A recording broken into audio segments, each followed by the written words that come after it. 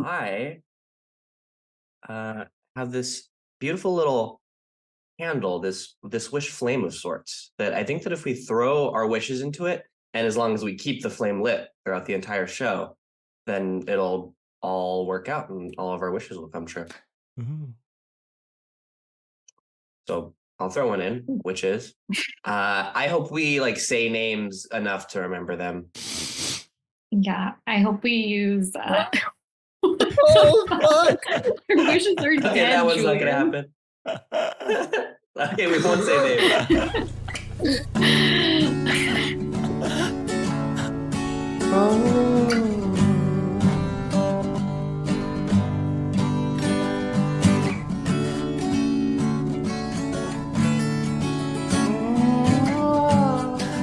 Hello, and welcome to another episode of Muprov Musings. This is episode number 26, The Show. I'm one of your hosts, Hal Munker, and joining me now on the line is your other host, Julian Bernardo.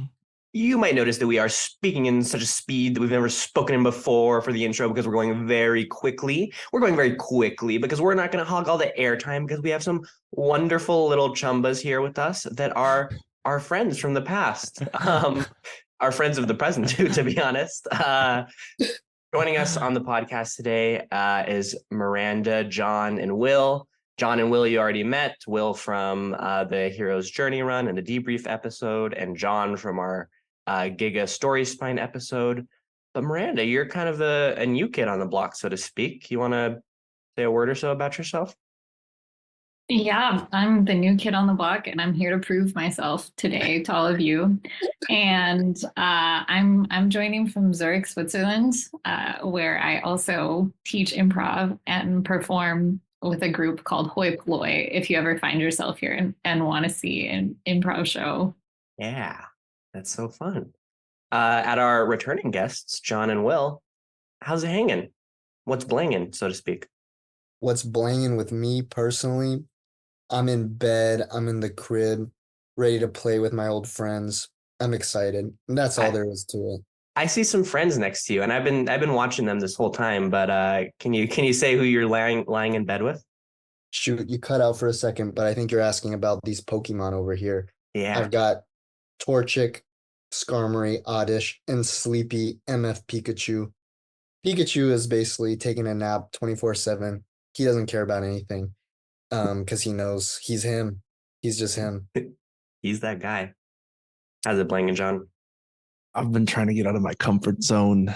2 weeks ago, Wednesday, I had to get from a bar on the Upper West Side back to my apartment, which is in Brooklyn. And it was like 45 minutes, and I really had to pee the whole time. You didn't partake in any sidewalk, side street debauchery?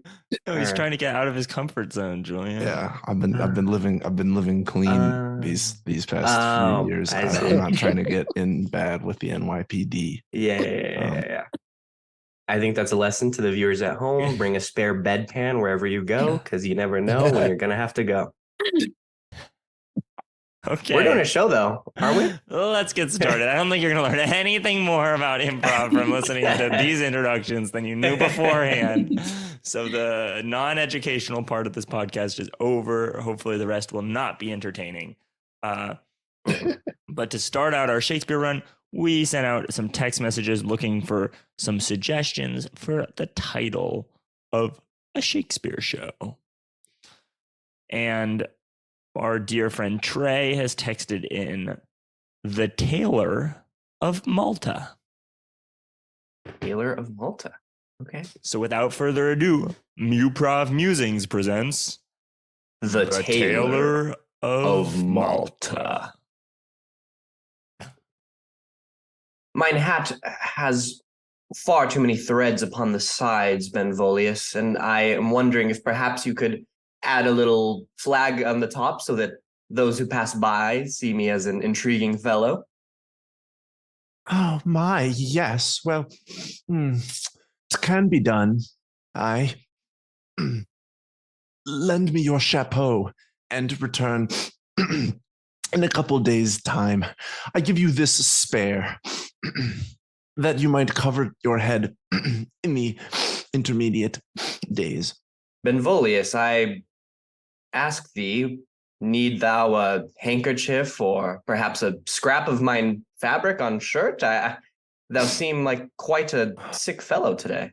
No, 'twas simply too long a day in the workshop, and I, breathing those turbid vapors, have scorched the nostrils and lungs, and I must retire soon indeed. Don't tell me that Notorious Bailey is making you work long, long hours, so and so. I have only the utmost respect and commitment and loyalty to Bailey, and that you might suggest some insult doth pry my sweet temperament from its usual post, and I do begin to feel some sadness. Benvolius, thou art like a leaf. You are simply strown through by the wind, taken anywhere you want by such powerful forces. I think that the handiwork that you do is quite beautiful, more beautiful than anything I've ever seen. I believe that you should have more station in your life. Notorious Bailey is known as notorious throughout all the taverns in the land for her harsh working conditions. But perhaps 'tis a harsh wind that makes the dance of the leaf so beautiful. And were the leaf a rock, 'twould not move at all. Benvolio! Oh, Bailey! Ah, there you are. I was wondering where thou hast been. I just interacting with thine customer. He wishes to place a flag atop his hat, and I have accepted the charge and lent him a spare that he might cover his head in the intervening days. Yea, but the time dial that do be set every time a customer hast walked in has already run out. Thine time has been used up. Thus have I spake too long with thee. I must return to the workshop. Excellent. Oh, the sea air, the salty breeze, the taste of hardtack biscuit. Yea, there is nothing in this world that I doth love more than the sea. Alack, 'tis tragic to me that we must make port in Malta soon. Ugh, Justinio, thinkest I that thou lookest quite sad as well? I am, my prince, for I did look upon my dials and my scopes, and scouting the horizon, I did see a storm approaching. And yea, when I did spin my dial and look in the other direction, so too was there a storm upon our rear. I do think we shall be plagued by storms no matter which way we spread. Justinio, thou art a man of science, and yet I thinkest sometimes a man of superstition. For look at the sky, 'tis as blue as the iris of mine own eye. Thinkest I that no storm shall come upon this boat? We shall surely make quick passage in Malta, gather supplies, perhaps enjoy some fun at the local taverns, and be on our way back to the seven seas. Were I a prince like you, my lord, and had never faced the obstacles that do encumber everyday folks, I would perhaps have thy optimism that guides thee through the rough seas ahead. But my life has been a sorry chain of accidents, one to the next, and find my buttocks often kicked by life's sharp heel. So when I look out on the horizon, even in the lighter patches of the sky, I do see clouds. Oh, Justinio, this is why I love to keep thee around. The reason is twofold. Firstly, thou art a sorcerer when it comes to the dials. I can make neither heads nor tails of these small metal hands that to me are as Greek letters, which I have not studied since I was a boy. The second reason, thou art such a sad set of potatoes that mine own sorrows seem small by comparison, and thus I must thank thee for thy inadvertent counsel. Now, Justinio, please, Have a glass of wine with me. Perhaps it shall cheer you some.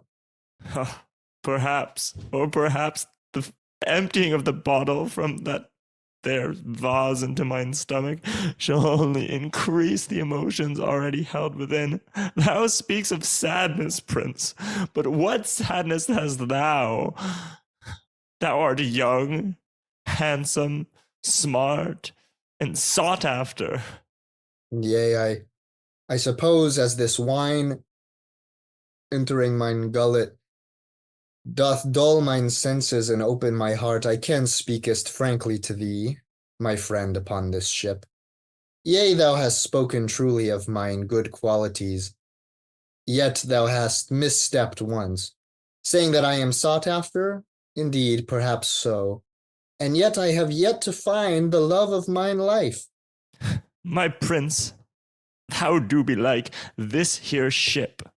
Look upon its hull and find no indentations there, for it has glided from one smooth cove to another, and bears no mark nor memory of any it has visited.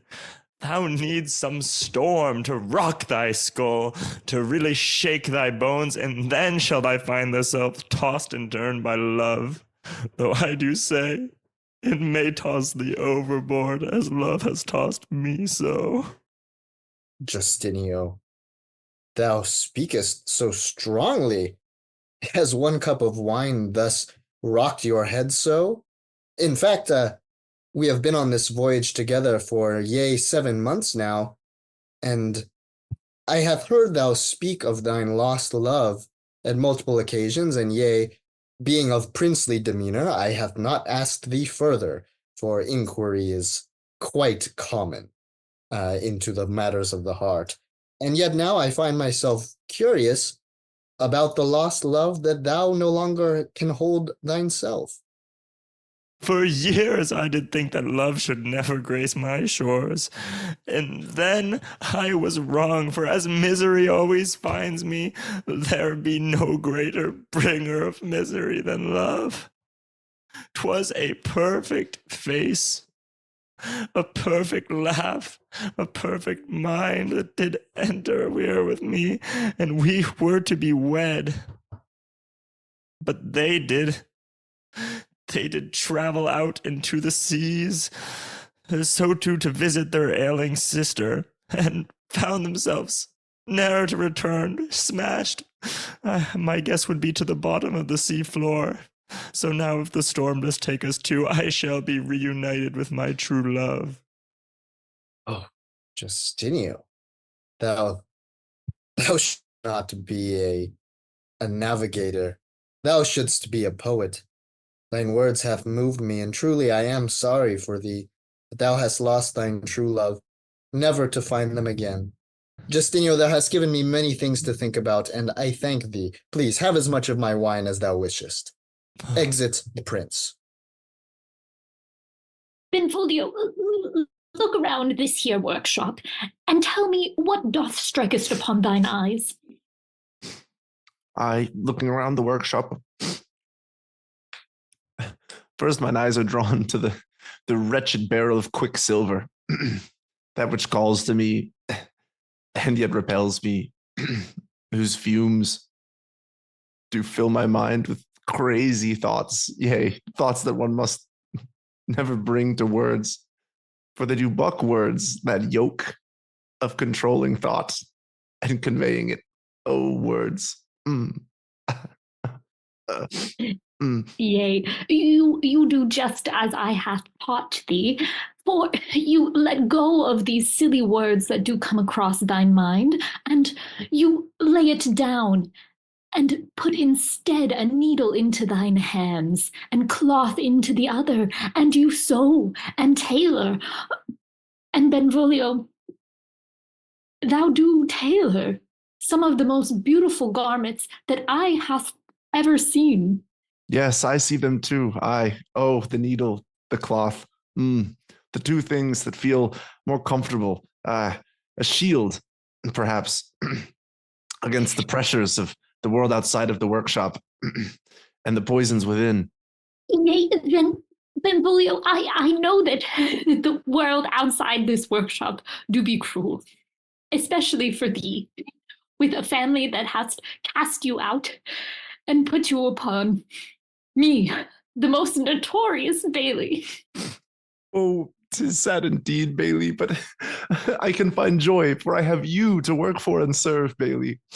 And this can satisfy me, truly, for all my days, Bailey. I am yours. But Benvolio, I do be the most notorious that there is. But thou must step out from under mine shadow. But Bailey, surely thou jest. Step out from under thine shadow. Put out from under thine shadow do be the burning rays of the scorching sun. What shall I find out there? For to Benvolio there is nothing. Benvolio has all Benvolio needs. Aye, right here in the workshop, right here with the notorious Bailey.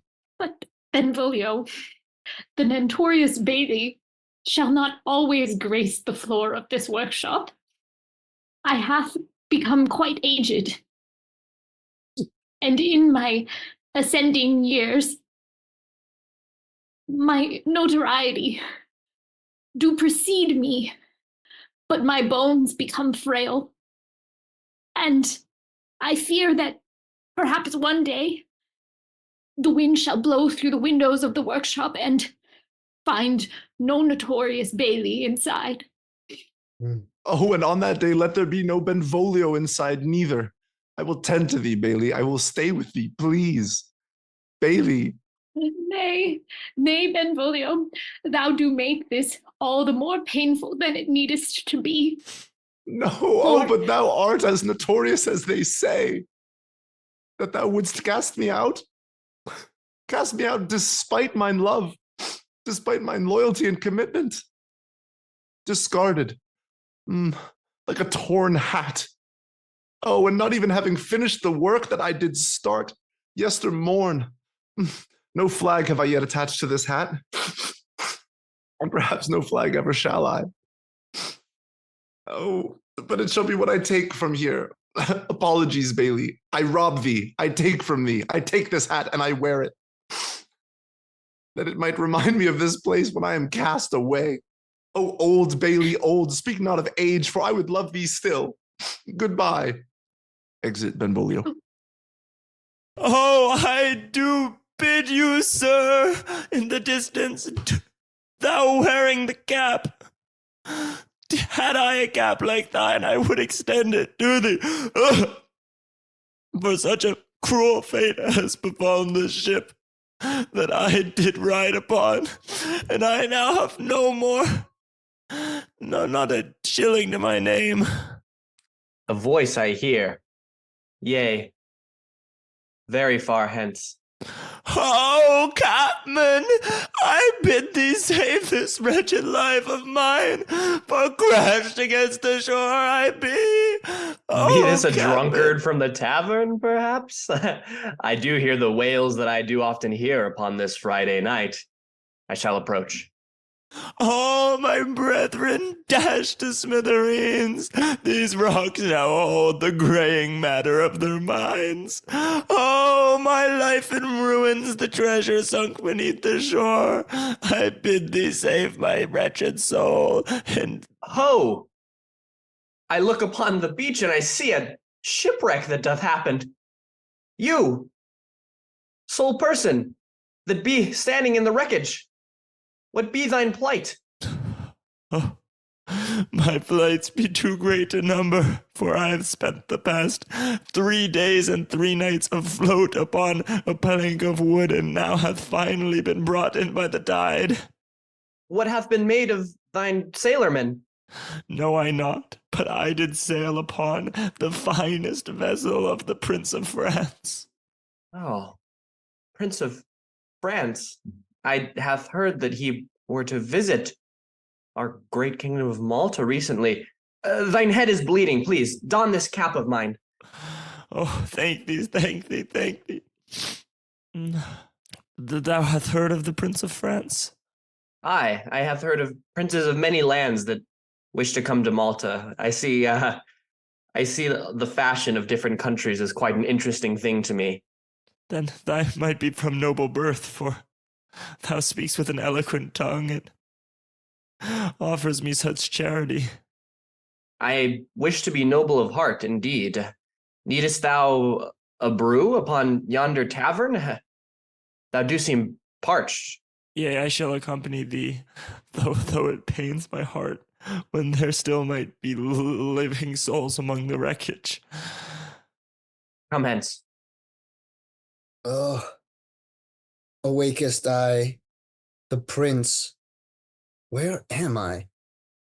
I find myself not on the beach, yea, at the edge of some green grass, akin to a forest of some kind. I look out upon the sea, and see only the piece of driftwood that I hath floated upon for the last 3 days and 3 nights. Oh, am I the sole survivor? Were I to see one of my crewmen now, from my home, I wouldst embrace them with the greatest love a man can give. And yea, thinkest I shall never see them again? Oh, mine stomach doth grumble. Perhaps I canst find some sort of edible food inside this wood. Smell of warm, freshly baked bread reaches the prince's nostrils. Oh, oh? Thinkest I that I wouldst find some sort of berry or mushroom, or yea, twere I truly desperate, some tree bark to sup upon? And yet I smell something as delicious as the bakers of mine own castle would make. A beautiful voice echoes forth, singing a merry tune. Bakest the bread, bakest the bread, bakest the bread of breads. Tis some song, yea, some modicum of merriment I doth hear. Perhaps tis a hunting party. Yea, to see some humans would be such a delight after 3 days of contact with only fish and that one handsy octopus. Yea, I must continue onward. Clutchest I through the grasses, and upon a clearing, whence I see. What doest thou here? What doest I hear? I hunger and smell and listen, as any animal of the forest, and I hath heard thine merriment and smelled thine bread, and yet thou art far smaller than any human I hath seen before. Are you a person of Malta? Call me not a person of Malta. Call me a gnome of Malta. A gnome? Well, 'twould explain the merry cap upon thine head, and thine stature, which is as small as a babe. Yea, for gnomes do roam the whole island of Malta. We do go in lines of many gnomes, and sometimes alone as just one gnome, like I. Thou art alone, and yet thou carry a basket on thine back 3 times thy size. Thinkest I that this merry smell which hath reached mine royal nostril doth emanate from thine haversack? Oh, nay, thou hast found me out, for I have bakest many a loaf of bread. Wherefore art thou ashamed of this? Are thou not supposed to be having this many pieces of bread? Hast thou stolen them, gnome? Nay, but it do be the magic bread of Malta. The magic bread of Malta. A second gnome appears behind Francus and trifles through his pocket unknowingly. Oh, thine humor do tickle my gnomish ears, and for this I shall give you a loaf of bread. Thank thee. Mmm. Mmm. Mmm. Gnome, this fare is beyond good. This is delectable, might I even say delicious, nay, divine. Thou didst state earlier that this bread 'tis magic. What, I suppose I should have asked about that before supping on it so readily and piggishly. What, sort of effects might I expect to have? Yea, well, the bread do have a secret ingredient that come from this flower that lies over yonder. It grows even in the harshest of times, and it grows a soft pink that glows in the moonlight, and we call it the flower of the lost lover. It do be a flower that strike upon the hearts and minds and souls of those who eat it. It do be a flower of love. Flower of love. My goodness, I hath heard stories of potions that witches brew as a child, and yet never of a flower that doth induce the feeling of love. Yea, this could be a wonderful, beautiful boon. For I, as a prince, have many suitors, and yet have never found true love. Thinkest I that I might require more pieces of bread from you? Hey, let me pay you some recompense for this. Oh my! Nay, not in this no! pocket. Nay, nay! Oh! I grabbest the gnome and hold it out in front of me. Oh, hello, royal prince. I be just a little mushroom in thine pocket. A mushroom. Thine cap is shaped as a mushroom, and yet thou clearly speakest to me. Knowest I once of a mushroom that did speak to me when I was in my college days, and yet hence since then I have never heard of a speaking mushroom. Thou art clearly another gnome. Let me down, foreign prince. Put thee down, gnome. It lookest as though thine own pockets shall put thee down, for they art full of mine own belongings. I shall let gravity do the work for me. Ha! Nomius, thou shouldst have grabbed his hand when he was to go for his pocket. I have been discovered. Oh, but this prince shall forget us soon enough when he is enraptured with some new being. What this prince here does not know is that he shall fall in love with the next living being that says his full name. That be the power of the flower of the lost lover. Well, Prince, I hope you did enjoy thine bread. It is a gift from the gnomes. The gnomes doth scurry away into the undergrowth as little bugs. Come back here. Oh. But my muscles are weakened from 3 days at sea. Thinkest I that I should find some human civilization? These gnomes are far too mischievous for a man such as myself. Oh, barkeep, what speaks thou so? That be the story so fantastical I can ne'er believe its truth. Yea, it do be quite the story, do it not? It do, and yet I believe it not, for I have never seen a gnome, as thou dost speak, and I do think that thou doth make me a fool for taking me for a liar. I bid thee, I am not spinning tales of my shipwreck, though thou doth be spinning tales of thy untold love. Well, thou needest not believe me, but thou needest to know there be gnomes on Malta, and your eyes must be peeled, for they do be mischievous little creatures. Oh, I, Benvolio, having hidden myself here in this bar, deep in a corner, sipping on spilled ale and munching on forgotten crumbs, hiding beneath the brim of this cap. Oh, I, Benvolio, do hear a tale of one almost so downtrodden as myself. Oh, 'tis the most natural of collisions. I take pity upon this poor fellow whose ship did fall, and perhaps I shall force conversation. Benvolio rises to a half stoop and trudges across the bar, paying no heed to the barkeep's stern gaze. Weary traveler, thine cap. Thou art one of mine customers. We are kindred spirits. Thou lovest hats. I do, though this cap did of late grace my head. We share the same furrowed brow. I see it in thy eyes. Why bid thee? What brings the creases there upon thy folding forehead? I have been cast out by mine love. Oh, speak not the truth, for I have been cast out by the world. Oh, the world. 'Tis a tough lover indeed, I. Far too large and quickly changing of mind, I. Too much complexity, oh, but my love was simple, notorious but simple, yea.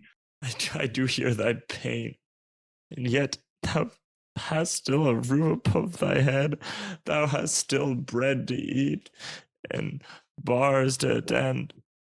If thou wert truly in love, as thou didst say, thou would not allow thyself to sit here suffering. Nay, thou should venture out into the woods and carve thy love's name upon every rock and stone that thou dost find. Thou shouldst scream it from the hilltops, and so do let the world scream back, no, no, no. Oh, 'tis the reason of someone who hath been such rejected by the world. I could not have thought of this myself. But thou art right. 'Tis the correct thing to do. I will flee this place. I will go to the woods and I will scrawl the name Notorious Bailey upon every tree. And I will shout the name Notorious Bailey from every rock. Oh, I must flee. Exit Benvolio. We see the prince walking in an open field in the woods. Ho! Oh, a figure. I noticed thine garb. Let me come closer to thee. I seeth that thou wearest the local garb of Malta, and yet thou hast no hat upon thine head. Nay, I have not my hat now that I wish to pick up tomorrow. But looking upon thine clothing, the French style, thou must be the Prince of France, nay? Oh, thou knowest that I am the Prince of France and not some other Saxon. Aye, thou art a sharp fellow indeed. Tell me, what is thy name? I be Crast Gullith. Crast Galuth. Then thou hast a very common and traditional Maltan name.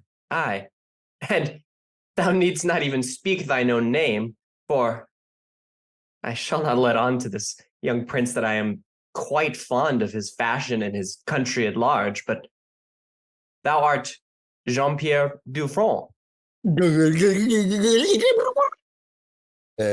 Oui, that is my name. To be honest, I have heard of thine fashion exploits from out here in Malta. Thou hast heard all the way, so many hundreds of miles away from the home shores where I hath grown up, cavorted and gallivanted as a young man. So far away thou hast heard of mine fashion exploits. To be honest, it is wrenching to my heart that thou art to see me in a moment like this, for when thou sees me on a regular day, I be donning quite a wonderful and beauteous hat, one that thou would probably say is perhaps fine, but thine own collection, I would imagine. Describe this hat to me. This hat, well, the hat that I wish to wear maybe tomorrow, is beautiful green fabric, sheared of the most yucky sheep that doth produce the softest of all wool, and planted upon the top of the hat be a long flag, one that doth separate me from the countrymen out here who do wear quite normal hats. Yea. Thinkest I that conversing with thee, Crast, is quite easy? I am stunned. I am silent. Thou art in need of perhaps some sort of lodging or help. There be an inn not far from here. Oh, yea, 'twould be a massive relief upon mine royal chest if thou couldst lead me to the inn. Alack, some gnome hath stolen all mine money, and I canst pay whoever this innkeeper is, even if I am royal. Take this 16 Maltese and tokens. And Oh, know thank never you. to cross through the woods without a gnome stick. Thank thee very kindly, Crast, for threefold. For the coin, for the advice about a gnome stick, and for the wonderful conversation. Oh, I feel echoes of love and tremors of beauteousness filling my whole body. Alack, wilt thou meet me in the town square? Yea, I shall meet thee anon some other time, for I hath enjoyed our meeting quite fondly, Crast. 'Twill be easy to spot me, and I will look for thee. Simply look for the flag upon mine head. Exit. Crap. Oh, Bailey. Oh, Bailey, I love thee. Oh, and tear I this thick tailor's needle from mine waist, and do I smash it into the bark of this tree, I to write the words, Bailey, love. And then on to the next tree. Bailey, love. Oh, I do see one greatly in love, and knowest I that he must have supped upon some gnomish bread. I think his pockets should be ripe for the taking, for his mind should be addled. Yea, oh, he hath been cursed by the spell of love, though I hath not given him any bread myself. It must have been one of our brethren, for no man could be so therefore in love without having supped upon a gnomish bread. I think it's safe to rob his pockets, nay? Yea, forsooth, I do believe it's true. Oh, dear sir. Oh, roguish and fiendish gnome. Oh, enemy art thou to Benvolio. Oh, and on guard I shall be. For I trust no gnome. Nay, thou hast mistaken me, for I be not a gnome. Oh, then what shalt thou be? For Benvolio doth see the pointy hat upon thine head. I, Benvolio haberdasher, unfooled by thy mischief, gnome. I recognize thee. Oh, and I know thee, and I know thy mischief. Aye, and now, with no warning, shalt I plunge my right hand into mine pocket and pluck thy co-conspirator from within. Ha! Oh, dear genitals! Thy fingers grip upon my tiny ears, and they do stretch as though they were a stretching fabric. Oh, squeezy, Nay, squeezy, Benvolio, squishy, do squeeze. put him down asunder. We do beg, we shall grant you any wish that thou dost have. No, thou canst help me, foolish Benvolio, gnome. please let my brethren down. Oh, but why? Wherefore might I support thy knavish imbecilities? Oh, and not just crush thy little gnome head in my little strong Benvolio grasp. Oh, that hath been scorned by my love Bailey. Thou hast a love? Yes, I hath a love. Haven't all a love? Nay, we bid thee. Whoever thy love be, if thou dost free us, we shall deliver them bread and enamor them with you. Just speak their name upon their face, and they shall love thee. Thou claimest that I, Benvolio, little tailor of Malta, might speak simply the name of notorious Bailey upon her countenance, and she shall fall in love. Yea, that do be how the spell of the flower of the lost lover works upon thine heart.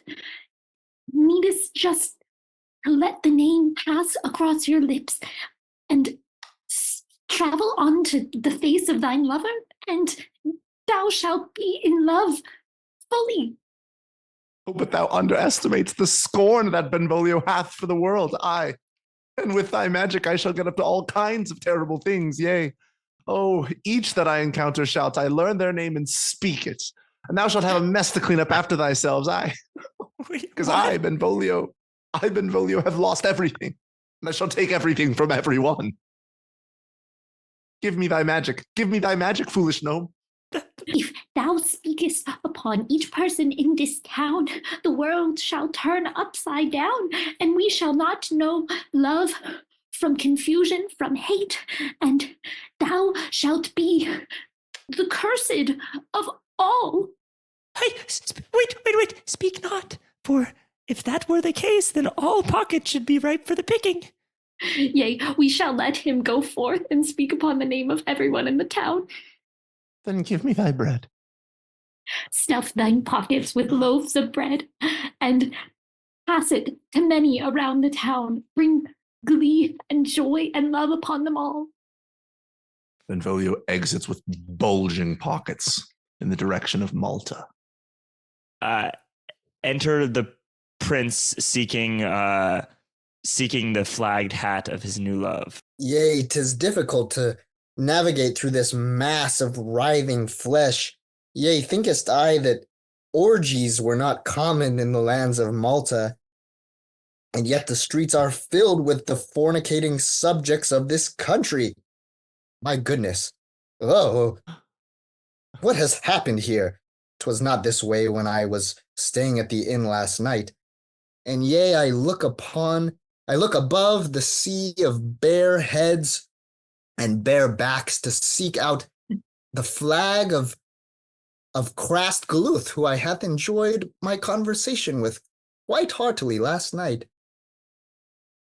Oh, joy and wonder to sit atop a rooftop in the downtown of Malta, having dispensed with my bread and spoken all the people's names. I, Malta, is in turmoil.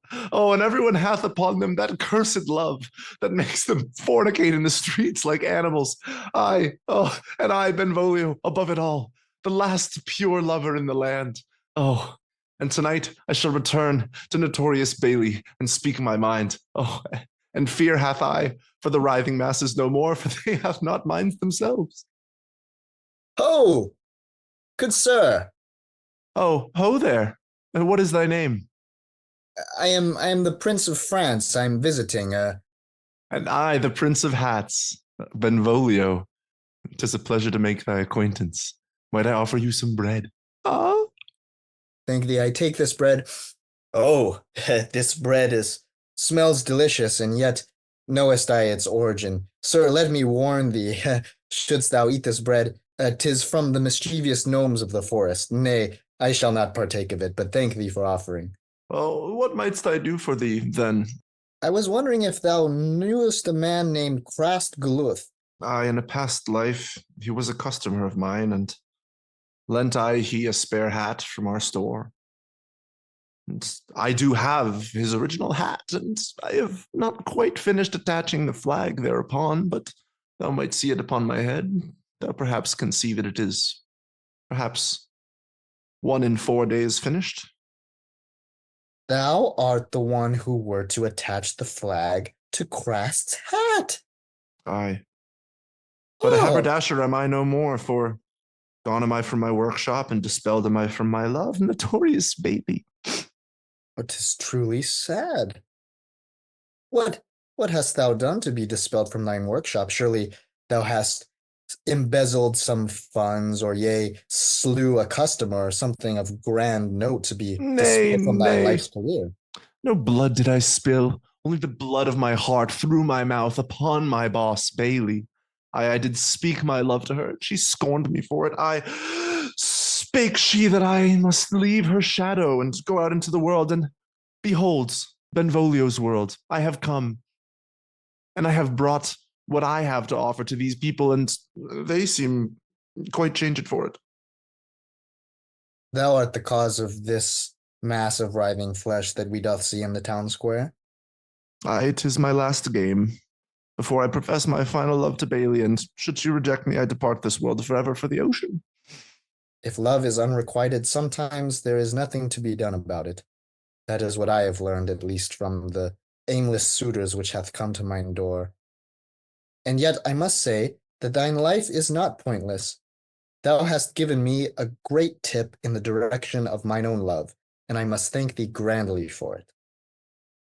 Well, Thou art a good man, Benvolio, and thinkest that this thing should not be thine last game.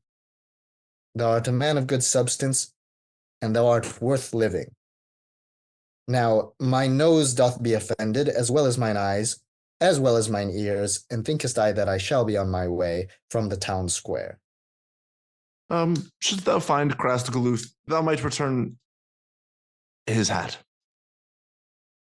Oh, thank thee. Excellent. We see Crast Galuth and Justinio walking in the back roads of Malta. I thank thee for helping me all morning, Justinio. Thinkest thou that this garb and makeup will be the most adorning to the prince that you do know? But the prince that I knew never fancied one single lover from the next. I hope that thou art wrong, to be honest, Justinio, but the last piece is about to be put onto this outfit. You see, there has been much trouble in the town, I hath heard, and so we are taking the back roads to see my tailor, for he will dawn upon me this beautiful final part to the outfit. Know I not whether I should believe this soul, for I do know the prince might still be dead, but I must follow, for he had said he saw the prince, and though the prince I know should never love, he had said that love was spake upon his ears. Here, we be upon the entrance to the requisite shop. Notorious Bailey, Rask, where be thine tailor? I have matters with he, and not with thee. thou art too late. I hath cast him out. Cast him out from this here shop.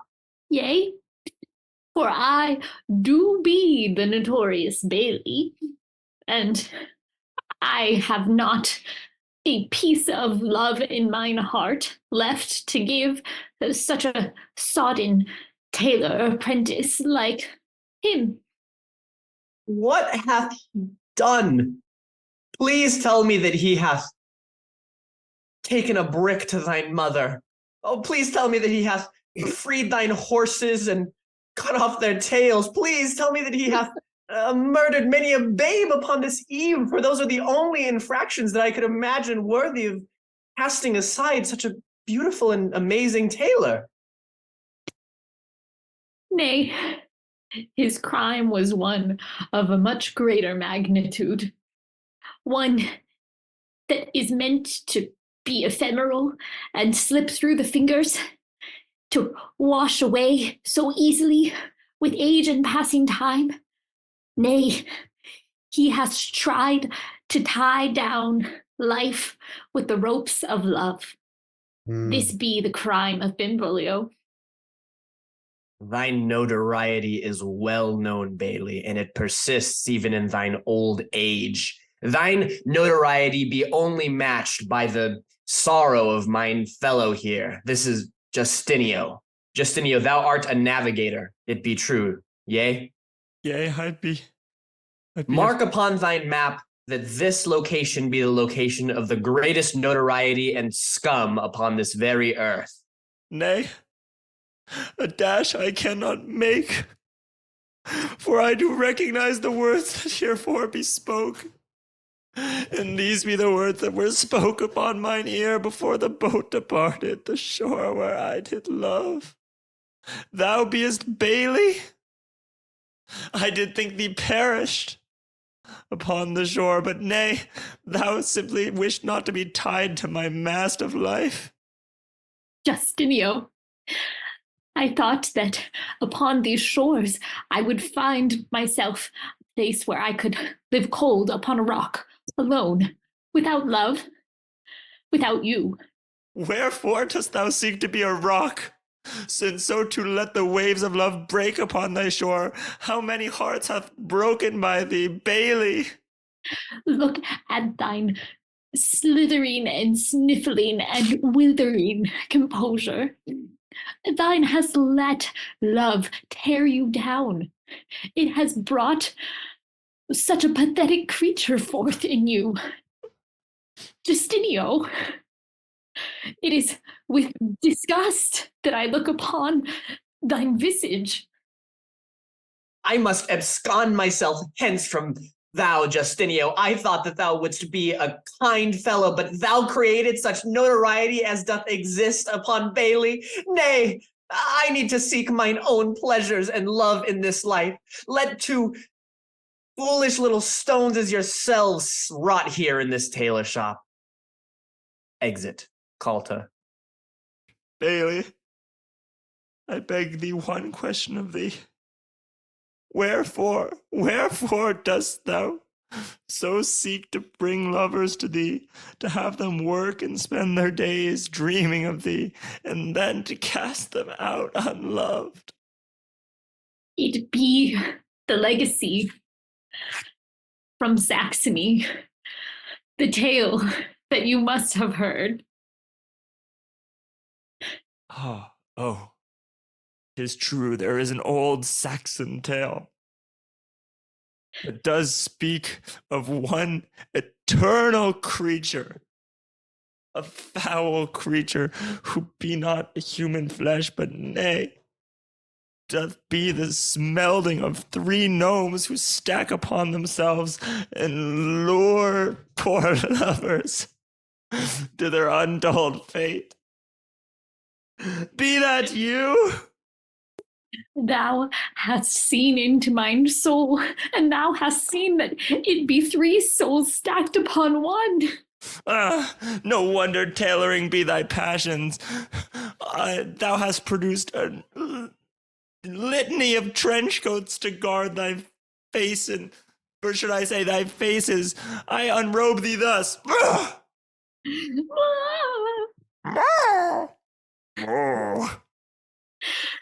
Why hast thou cast this disguise away? Oh, we are laid bare. We are the gnomes that do be the most mischievous of all of the gnomes, for we shall seek to make love's barren visages so much more barren by casting them out after love hath struck them so. And so exposed are we that we shall not allow our secret to get out. Quick, good sister, grab the rope and tie it round this man's ankles and his wrists.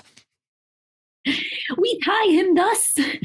Tie him very tightly and put that knot through his mouth so he cannot speak our names upon anyone else. Oh, the last words I shall shout. Oh, villainy, villainy. Oh, good prince, I hope thou escapes this awful Bailey. Shut thee mouth, shut thee mouth. How shall we shut him up?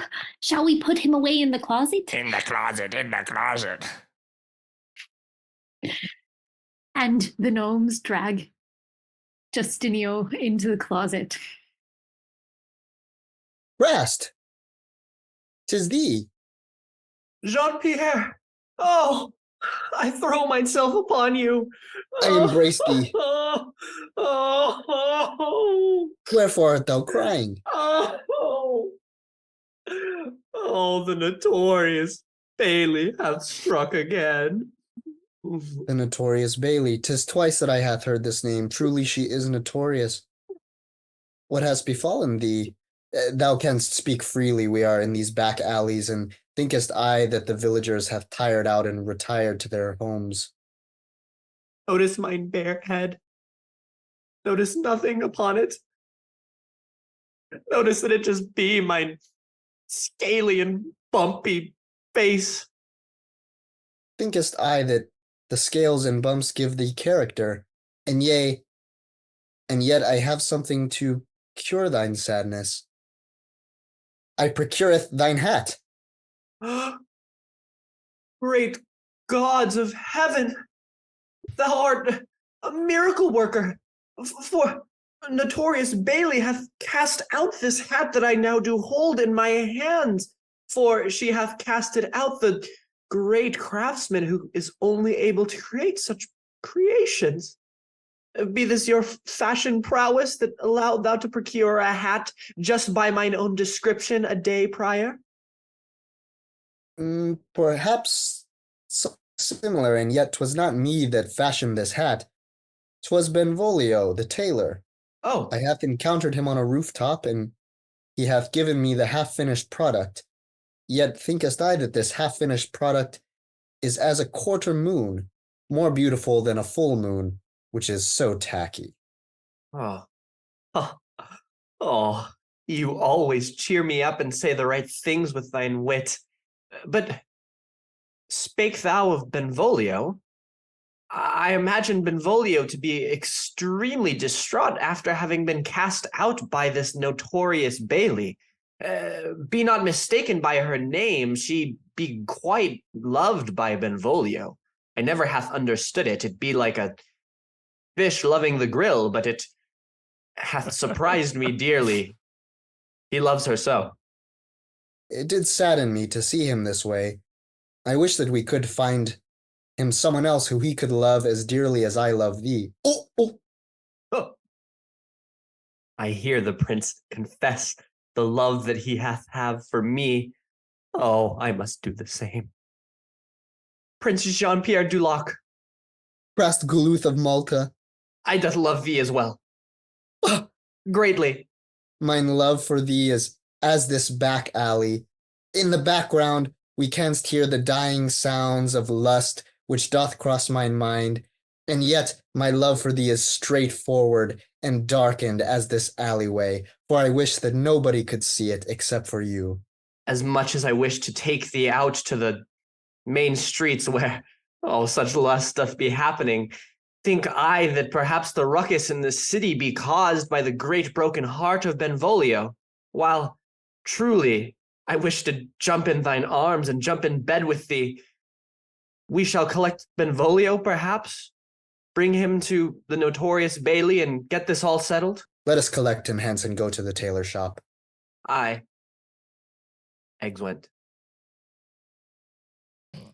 Sister, I did tie the man and put him into the closet, and I did steal the purse of every member of the orgy so caused by that Benvolio, who we did feed the bread to every day so he should fall in love with us as he doth lose himself and his morals. Yes. Oh, we have done quite the number on him, haven't we, brother? Yea, but I do see him out the window approaching. What now? Hath his use expended it, or shall we keep the guise? I think it's I that we shall once again don the trench coat, and then we shall lure him into loving notorious Bailey once again, and see if we can get one final piece from him. Okay, I hoist thee up under my shoulders. Whip! Enter the prince, Craftus, and Benvolio. Bailey, I wish to speak once more and with more strength and commitment and devotion than thou hath ever seen. I, Benvolio, right of body and mind, speak these words. I love thee. Bailey, wouldst thou have me back? Thy love. Do not be what thou thinkest it to be. Oh? And thou hast once again come to me, hoping that I shall return it to you. Do you not? Yea, 'tis exactly thus, O notorious Bailey, but thou knowst me better than any. Yea, for thou'st bun hast sat upon mine stool for many a year, after thine was cast out from thine own family. Oh, 'twas such a sad, sad tale. And I tookest thou under my wing, and I taught thou the art of tailoring, was it not? Aye, 'twas. And was it not thine eyes that sparkled with joy as you brought the needle through the garment?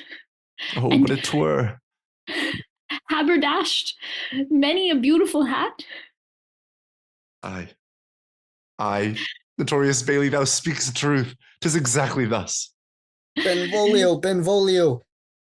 Oh, if only I could speak frankly, and yet this is his battle that he must take. Oh, the notorious Bailey doth entrench in thine heart as though it were a crocheted blanket, sticking her needle inside and getting you. Thou hast come here to say goodbye, not to return to her toxic arms. Oh,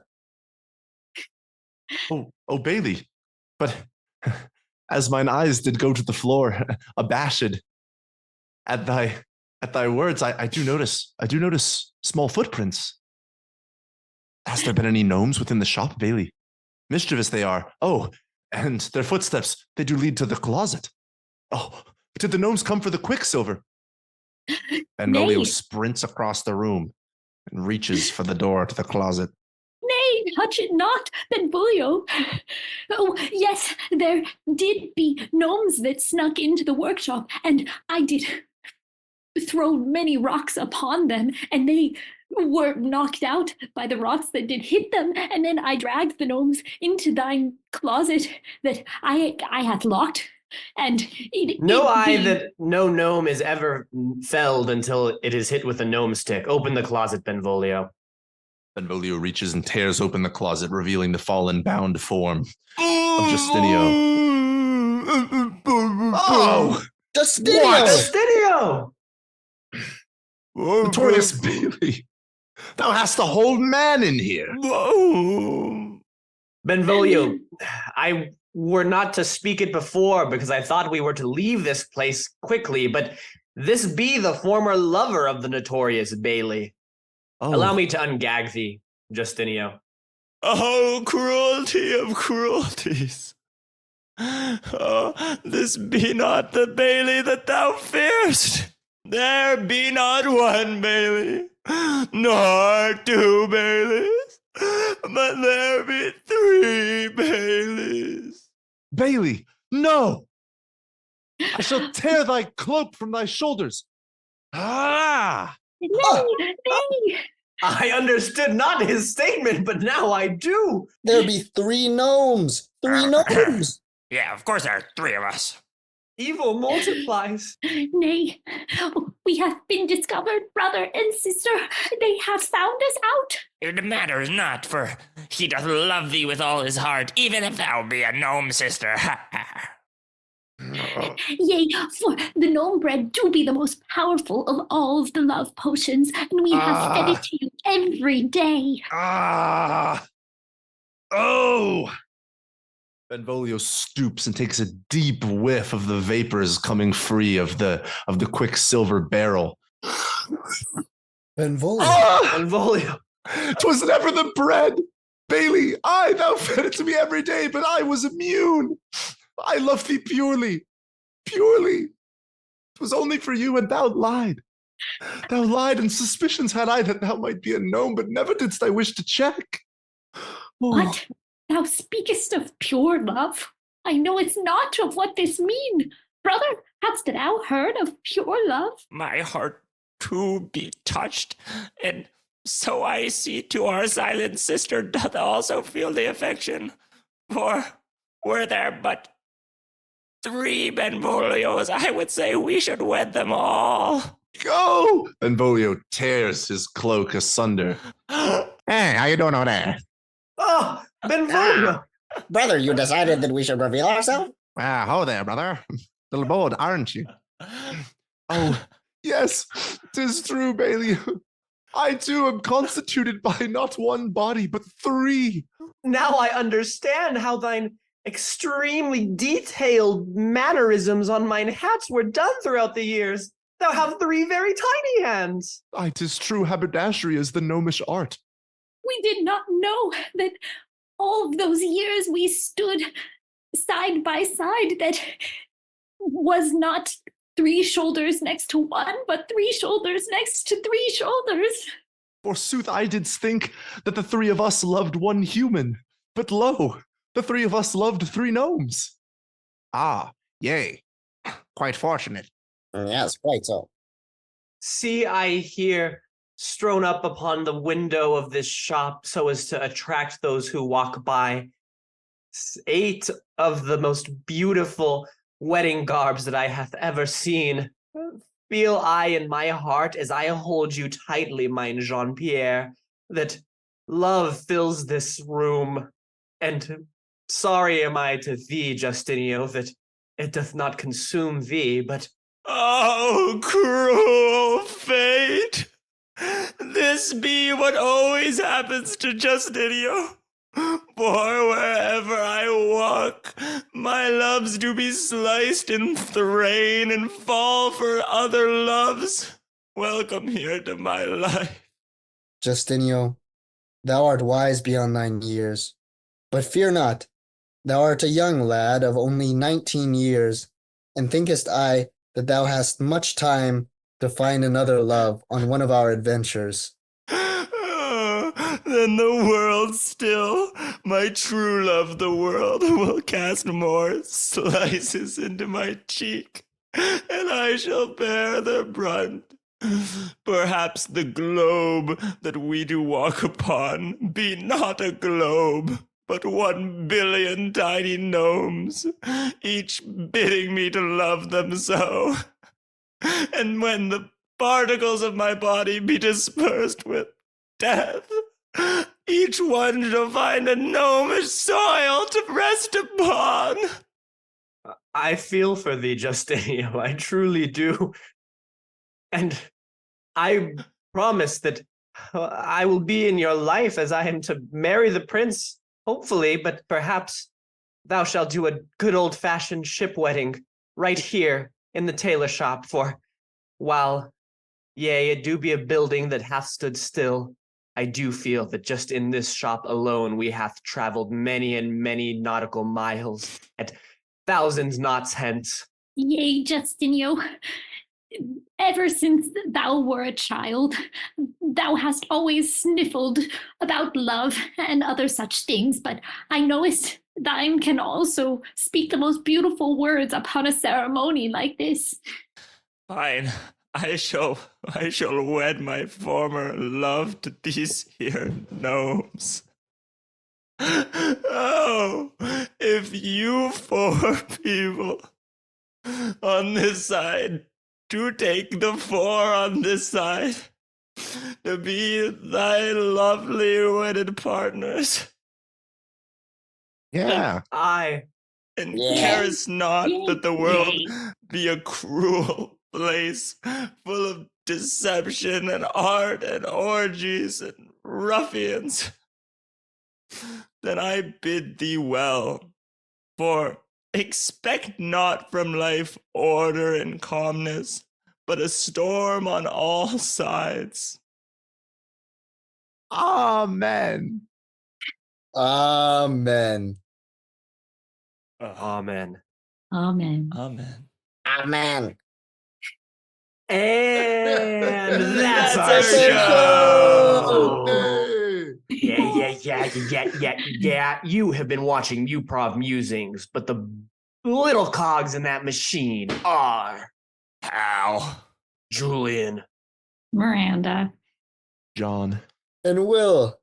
Thank you for tuning in. And without further ado, besides saying adieu to each of you and you and you, thank you for coming on the show. And this has been Muprov Musings. Musings.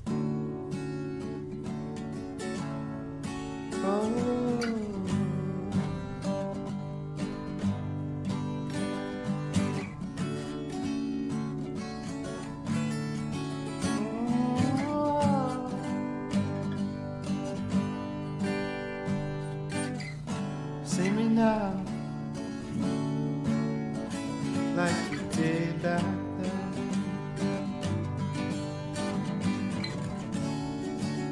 See me now, I should thought you cared. All these times they're changing.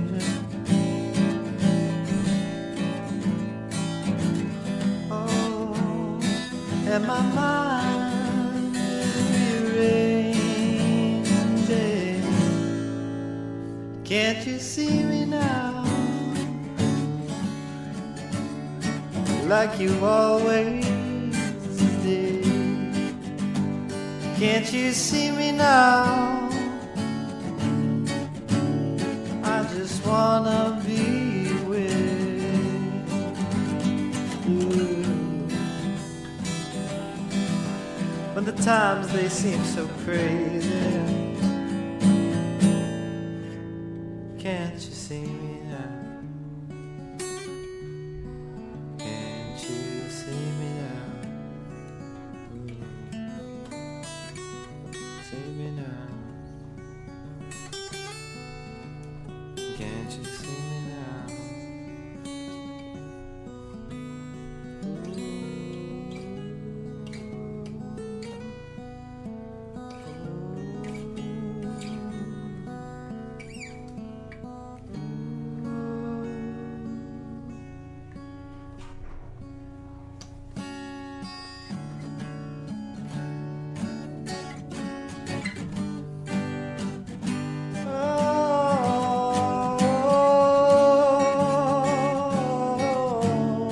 Oh, can't you see me now? Can't you see me now? Like you did back then. Can't you see me now? I remember way back when. Oh, and times they are changing. You know, things are rearranging. Can't you see me now? Can't you see me now? Everything is changing. Can't you see me now? Can't you see me